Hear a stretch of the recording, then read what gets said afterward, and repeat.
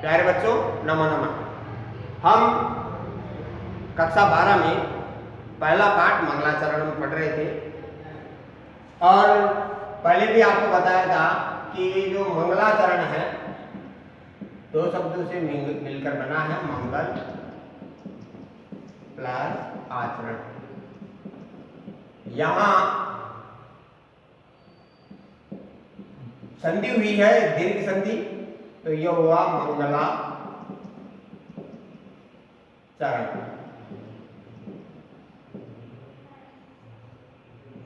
दीर्घ संधि है। प्यारे बच्चों, अब मंगलाचरण की आवश्यकता क्यों हुई? क्योंकि किसी भी कार्य को प्रारंभ कर निर्विघ्न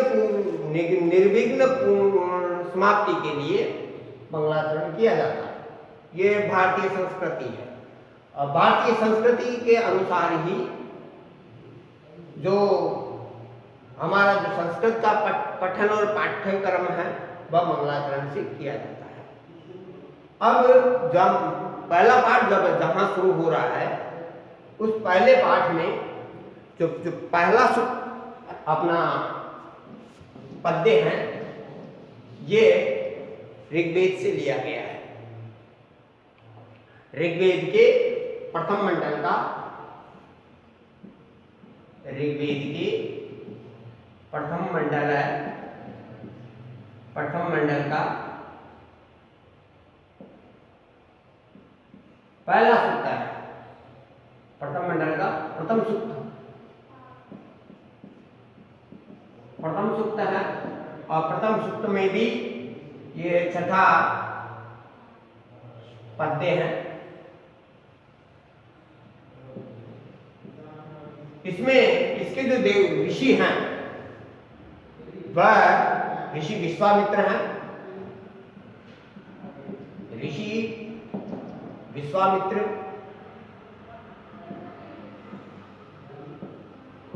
देवता है, वह अग्नि है।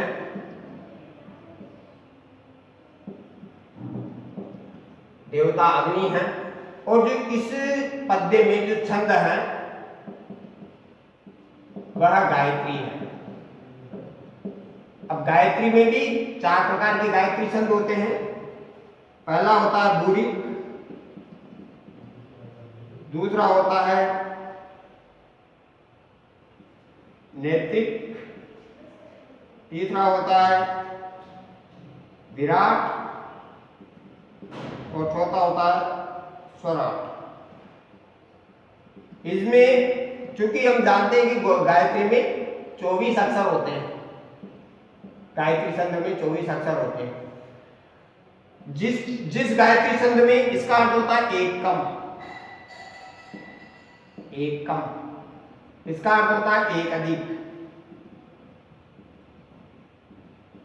इसका अर्थ होता है 2 कम और इसका अर्थ होता है 2 अधिक। यानी जिस गायत्री छंद में एक कम अक्षर हो यानी 23 अक्षर हो तो वह बुरिक गायत्री कहलाएगा, बुरिक गायत्री कहलाएगा। और जिसमें एक अधिक हो अर्थात 24 के स्थान पर 25 हो तो वह नैत्रिक गायत्री कहलाएगा। जिसमें 2 कम हो अक्षर यानी 24 होते हैं तो 22 वर्ण, तो वह विराट गायत्री कहलाएगा।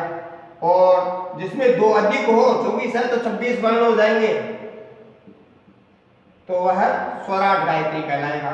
तो इसमें हम गिनेंगे तो हमारे अब देखते को कितने आते हैं। 1 2 3 4 5 6 7 8 9 10 11 12 13 14 15 16 17 18 19 20 21 22 और 23 कौन सा है? बुरिक। तो इसमें बुरिक गायत्री छंद है। आगे हम चलते हैं, अब इसका अर्थ देखते हैं। गायत्री छंद तो है ही, लेकिन कौन सा है? बुरिक।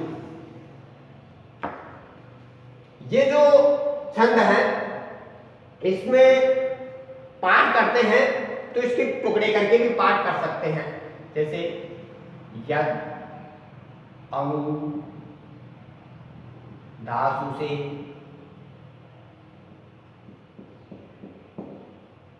त्वम अग्नि भद्रम, एक एक शब्द को अलग करके कैरी शशि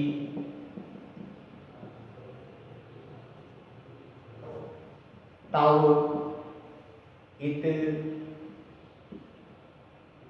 हलंत है तत् सत्यम अंगीरह।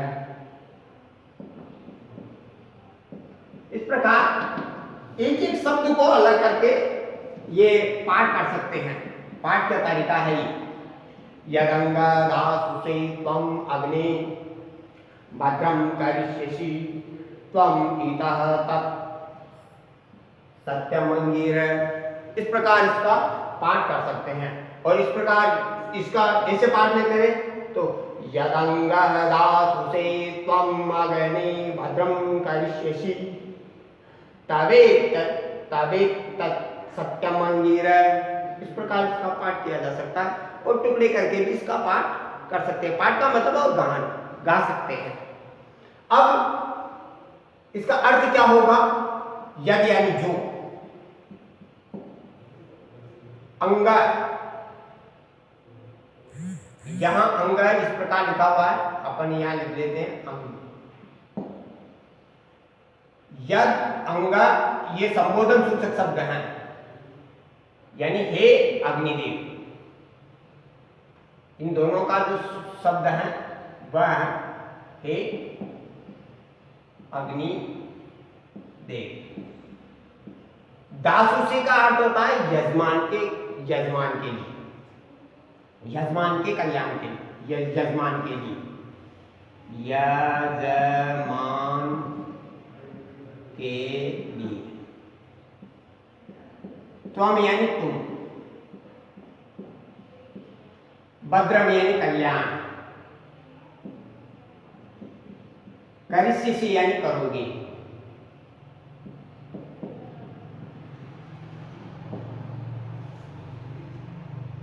तौ तत् तौ इतः तत् सत्यम अंगीरह। तौ यानी तुम्हारा,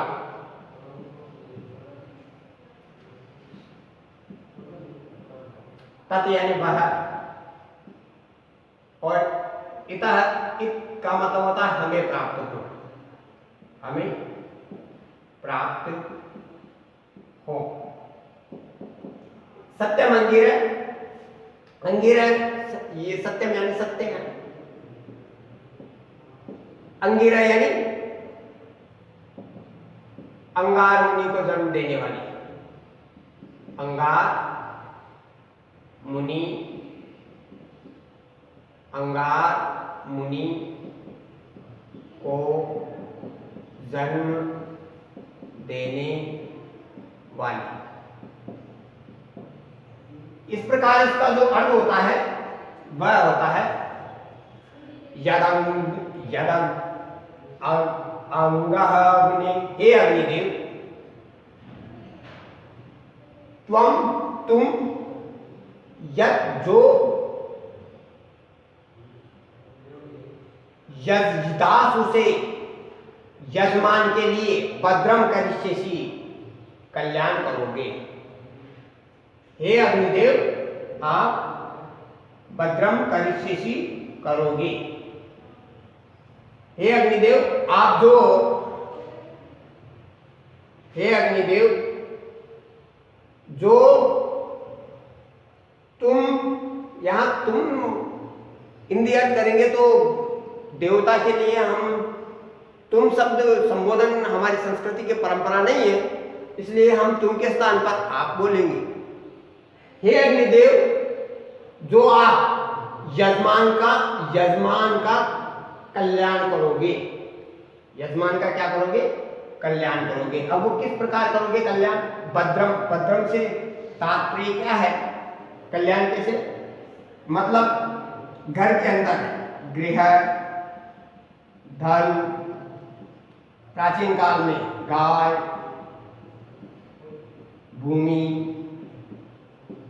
अनाज आदि देकर हे अग्निदेव यजमान के लिए कल्याण को आप कल्याण करोगे। क्या देकर कल्याण करोगे? घर, धन, गाय, भूमि, अनाज आदि देकर के कल्याण करोगे।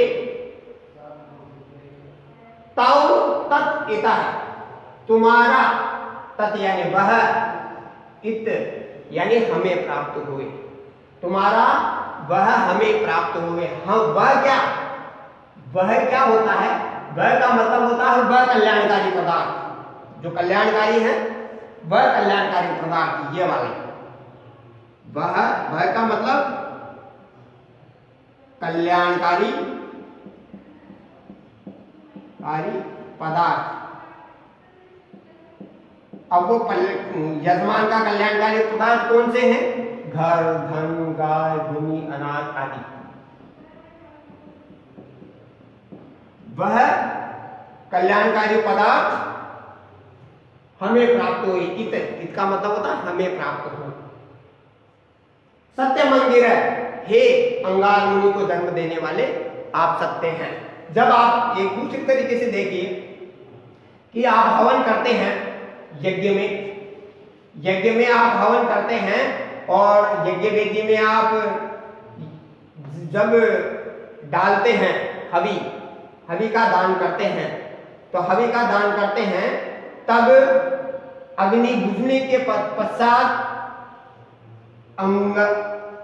अंगारे निकलते हैं।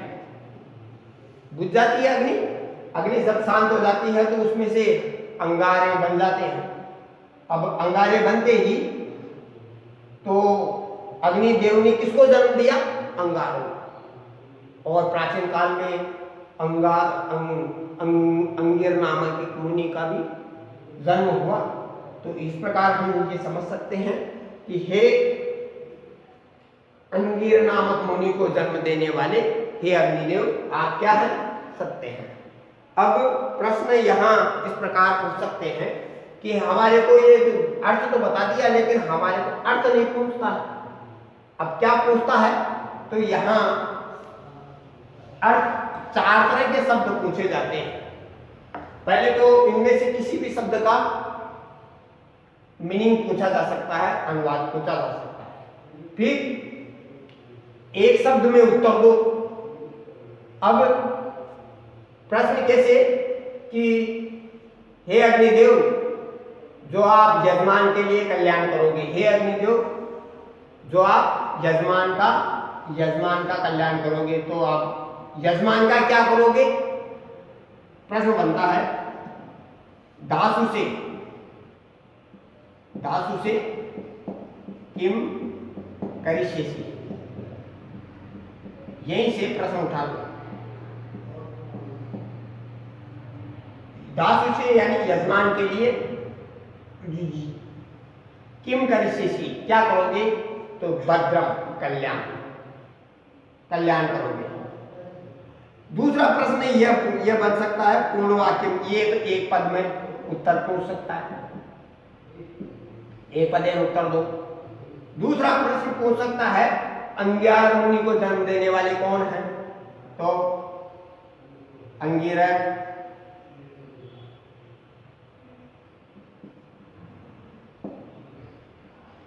किम सत्यम, अंगार मुनि को जन्म देने वाले कौन है? तो यहां आ जाएगा अग्निदेव। अब प्रश्न ये पूछ सकता है कि यहां क्रिया कौन सी क्रिया है?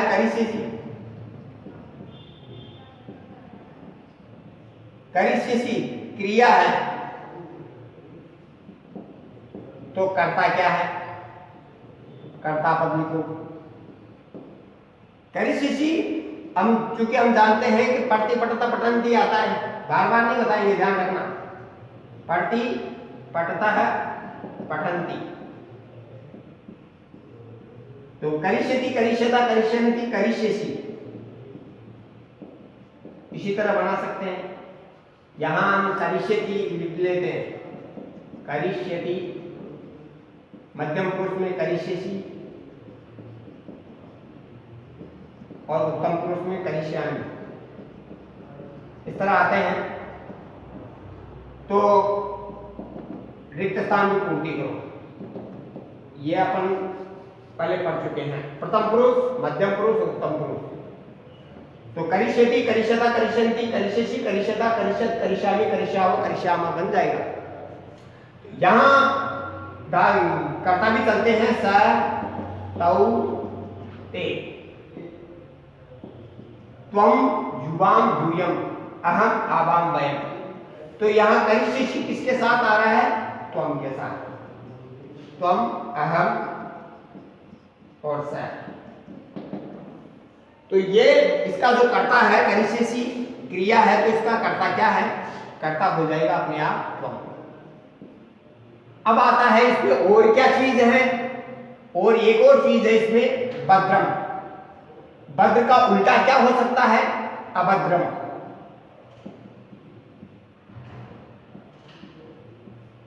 कल्याण, अकल्याण। अब यहां प्रश्न पूछ सकता है, भद्रम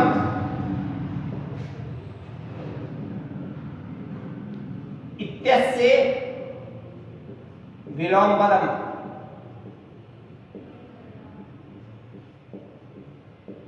लिखत। भद्र है, इसका विलोम पद लिखो, तो आप चिंतन करके सोच करके लिखेंगे अभद्रम। और अभद्रम है, मान लीजिए अभद्रम दे दे, तो इसमें से चुनकर लिखो, तो क्या लिखोगे आप? भद्रम, कल्याण। इस प्रकार आप इन चीजों को देख सकते हैं। प्यारे बच्चों, आगे हम कल